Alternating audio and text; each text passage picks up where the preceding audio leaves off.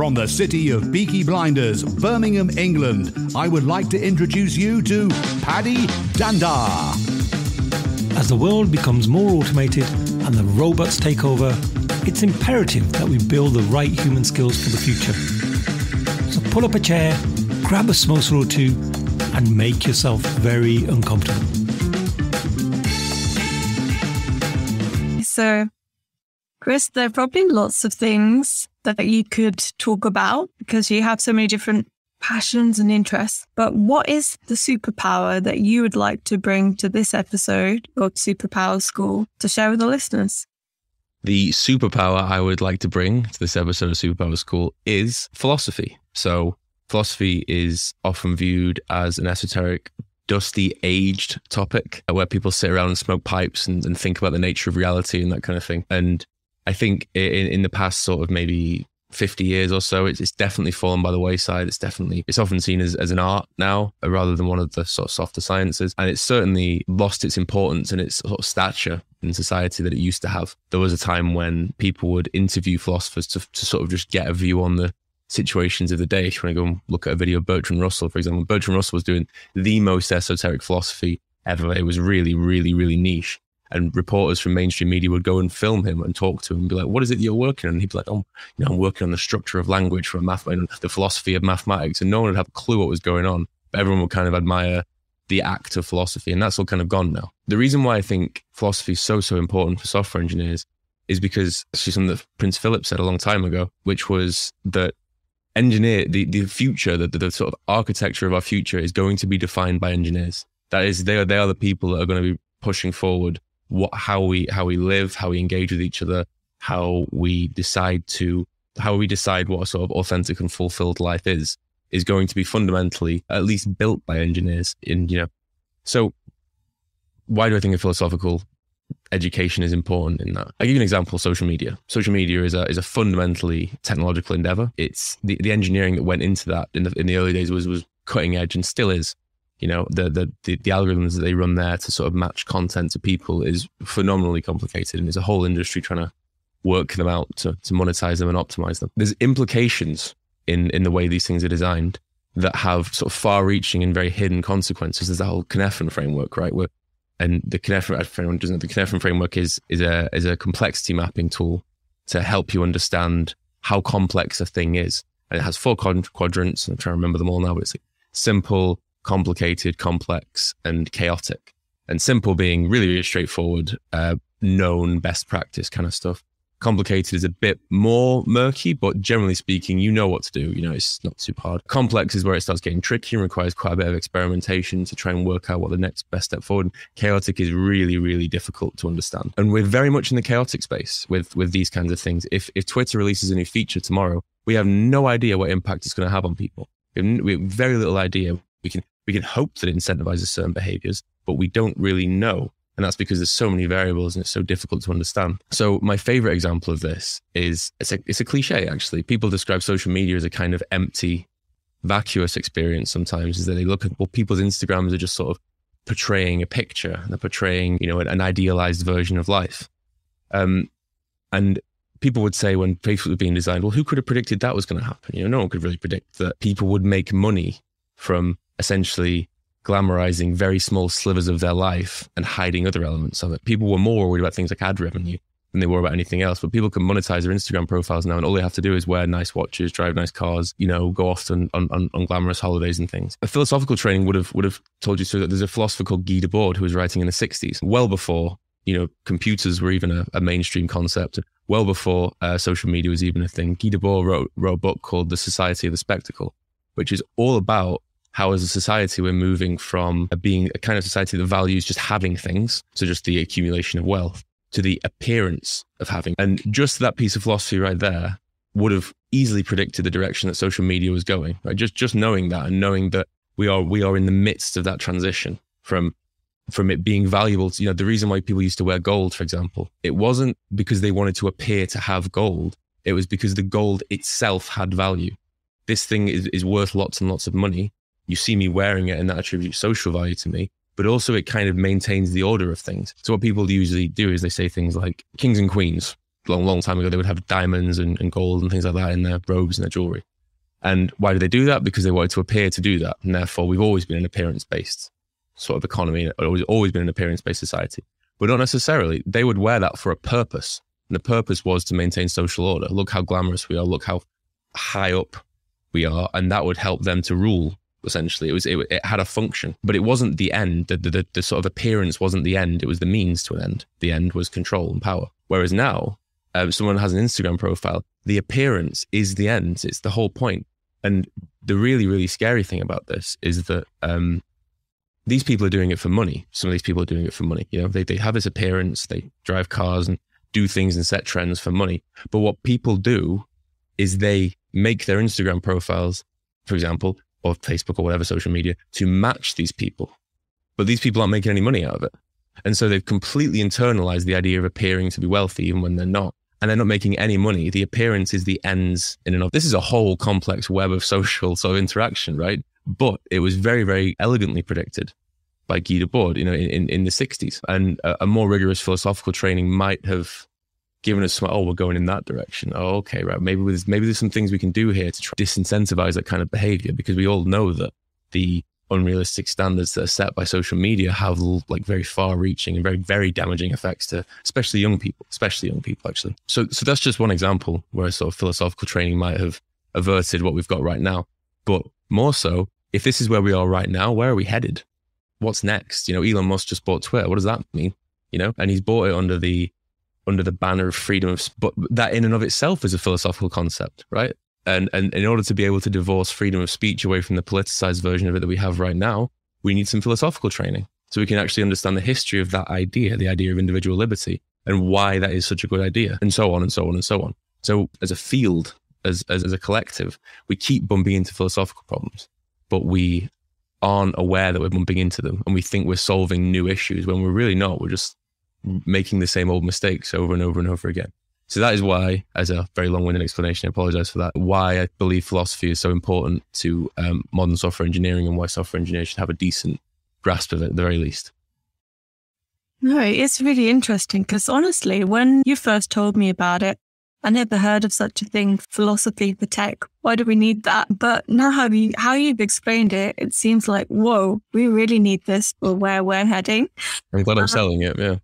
Yeah, so if someone is kind of getting interested, listening to this, I mean, where do you start if you want to find out about philosophy for tech? Are there websites, books, communities? Yeah. I mean, you know, fundamentally, so the example I just gave there was social, right? You know, realistically, what's going on is a social dynamic that's being exacerbated or at least facilitated by software. So you could start by just familiarizing yourself with some philosophical concepts, I think. So there's a really great book by Leslie Levine called I Think, Therefore I Am, which is just an introduction to a lot of basic philosophical concepts. And it's everything from like, you know, ancient Greece, the sort of foundations of Western philosophy. And it kind of takes you through this really pleasantly written and easy to understand journey. And a nice golden thread through to sort of more modern philosophy that was written maybe in the 30s and the 40s and the 50s. And it helps you to understand sort of the journey that philosophy is on. Philosophy is sometimes called the history of thought because it helps you to understand like what the prevailing thinking was going on at the time. And I think that's really important because it helps you to reflect on the prevailing thinking that's happening right now. So yeah, I would definitely recommend things like Leslie Levine's book just to get you going, because there's a bunch of terms and it can be a bit of a jargon-filled field, as you know, software engineering is exactly the same, to get you started. Then for some of the topics that I just talked about, things like The Society of the Spectacle by Guy Debord, Ways of Seeing by John Berger is another. And then, yeah, after you read a few of those, the internet is your friend, right? Like there's the Stanford Encyclopedia of Philosophy that has every single philosophical concept ever invented, very, very deeply analyzed and very explained, very, very like well written, easily consumed, that kind of thing. So I would definitely recommend those as a place just to get started. Philosophy can be a little bit steep, much like software engineering. It can be a little bit steep to start with, but very, very rewarding when you start to really engage with it and start to really enjoy it. Yeah. Would it be fair to say that curiosity would probably help as well? Because there's one example you gave me once is, you know, when people say, oh, I'm an Apple person or I'm an Android person. Yeah. And, you know, I wouldn't think about that twice. I'd be like, okay, yeah, that's a thing. I'm an Android person for now. Yeah. Sorry. Sorry, Paddy, I think you're the Mac one. I'm both at the moment. Yeah, I use my iPad for doodling and then I have my phone, which is Android. So yeah, I'm a bit of on the fence.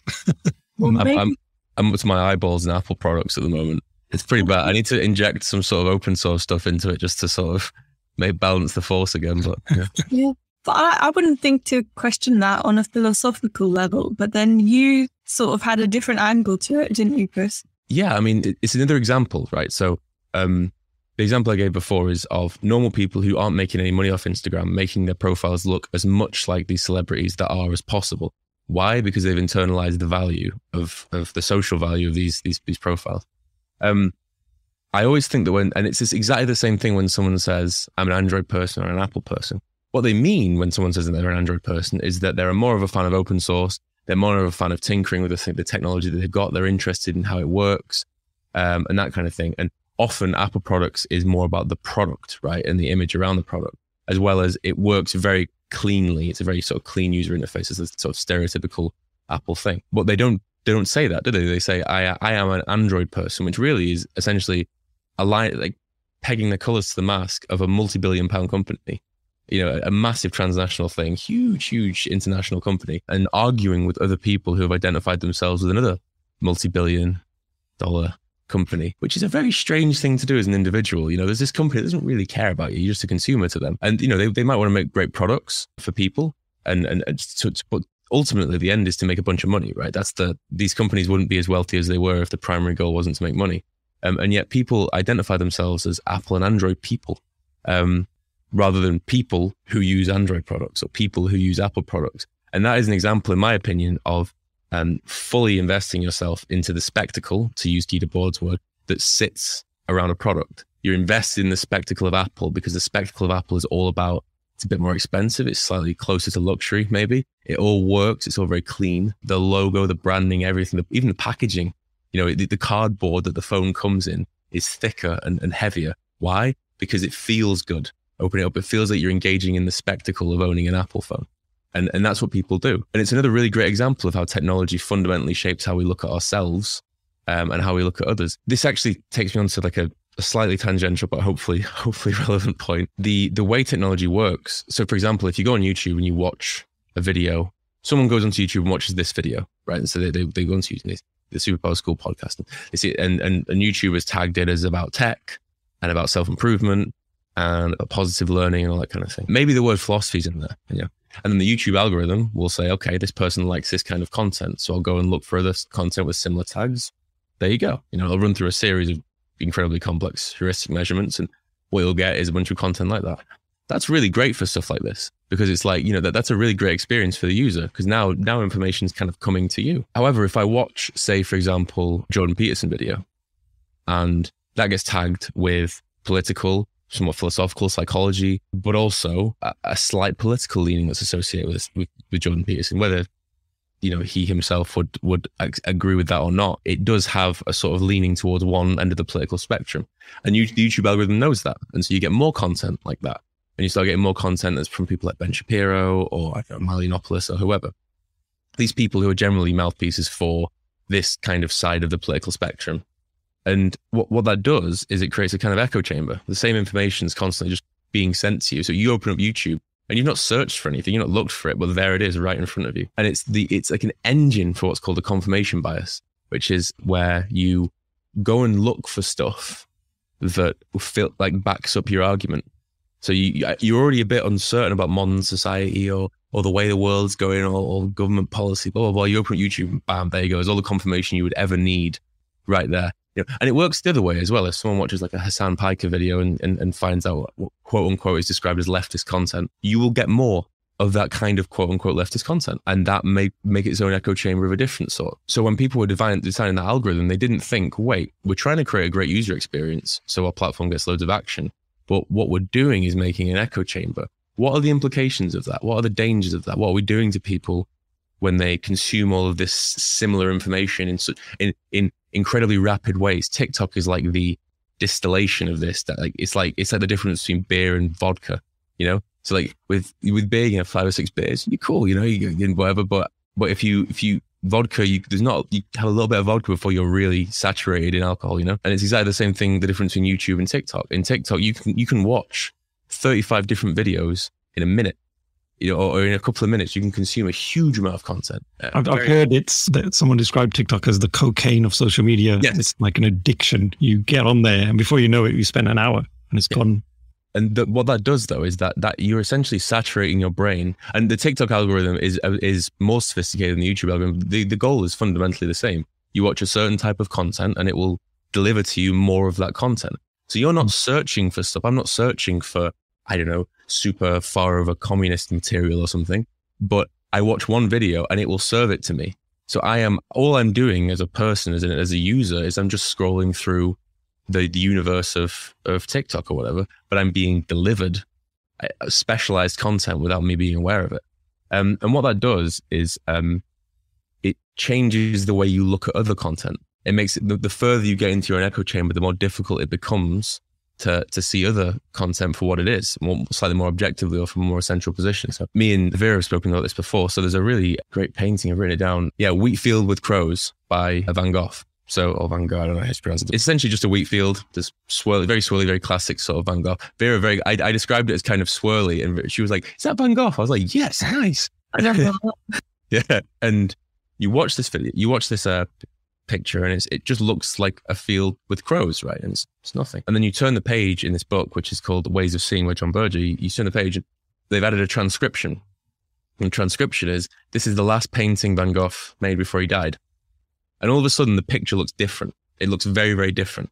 And they described that the reason for that is because before you were just looking at a picture. Now you're looking at an illustration for an idea.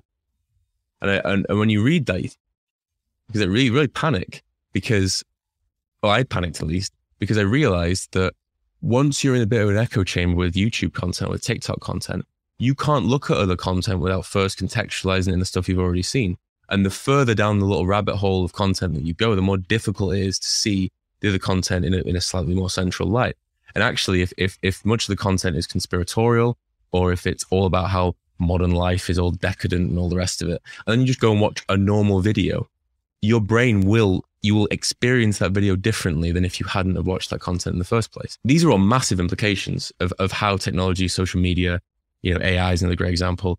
All these things are technological decisions made by private companies, built and optimized by software engineers, but without much appreciation for the philosophical implications of what it does to people and how people look at each other, how people live their lives, how people think about the world around them. There's a great meme called, it's awful, Reject Modernity, Embrace Masculinity. It's a video thing. And it's literally like videos of people doing quote unquote modern things. And this is a very small, tiny sliver of society, and it's kind of framed as the world.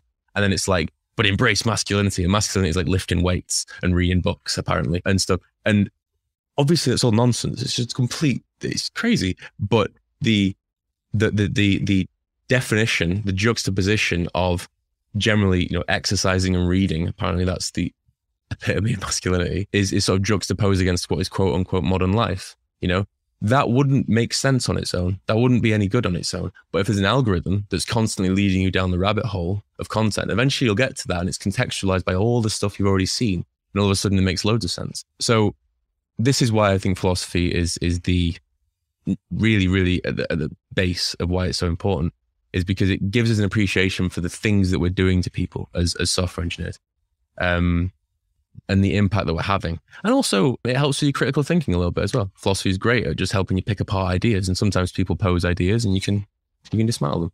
So yeah, that was very, very long-winded, but hopefully somewhat useful. Chris, I could listen to you all day. Honestly, I think there's never been an episode where I've just been sitting in the background and just listening, because it's amazing the sort of insights that you're delivering here. And it really got me to think about a book that I've been reading as well, which is called Stolen Focus by Johan Hari. And he talks a lot about how social media is zapping our focus and our energy. And some of those algorithms you talked about there are mentioned in that book as well, about how once we start watching something, the way the algorithms are designed is to actually send you more shocking stuff. Yeah. Right. Because our brain likes to be shocked. And that's how we get this addiction to watch more and more. A lot of people are getting radicalized because of that change in algorithm. And it's such a deep topic. I think we could do a whole new episode just on this very element. And unfortunately, we're out of time. So yes, apologies. I think, no, absolutely. There's nothing to be sorry for, because I think you've sparked so much curiosity on this episode that I'm sure Vera and I would love to have a follow-up conversation and really focus in on some of that social media element, because I think it is rife at the moment and there is just so much uncertainty about which direction are we going to be going in, and that philosophical element as well. So I just want to say from my side, thank you for being so generous with your insights and sharing your knowledge. Vera, last word from you? I just say thank you. I'm definitely going to stop and think sometimes when it comes to some new tech. Just be more curious and think about, what does this mean? So yeah, that was good. I enjoyed it. Thanks, Chris and Paddy. Actually, let's give Chris the last word. Any final thoughts you'd like to leave us with? Yeah, essentially, there's a really great book called Factfulness by Hans Rosling, which is, I don't know if you guys have read it, but it's an unbelievably optimistic book. And people have sometimes described it as a deprogramming book, actually. So final thought, buy that and read it, because it gives you a much more optimistic view on the way the direction the world's going. And it gives you a much more objective view as well on the way the world's going, which was a really nice way of I read that and then I was like, okay, cool. It actually put me in a really happy headspace, and it was deeply, deeply factual and well thought out as well. But thank you very much for having me on the podcast. As you know, I like to talk, and yeah, I'd love to have a follow-up episode. As you can probably tell, I could talk about this all day, but I really enjoy these kinds of settings and these kinds of there's a rough topic and you can kind of go in any direction you want with it, you know? So yeah, thank you very much for having me, Vera and Paddy. Oh, you're welcome.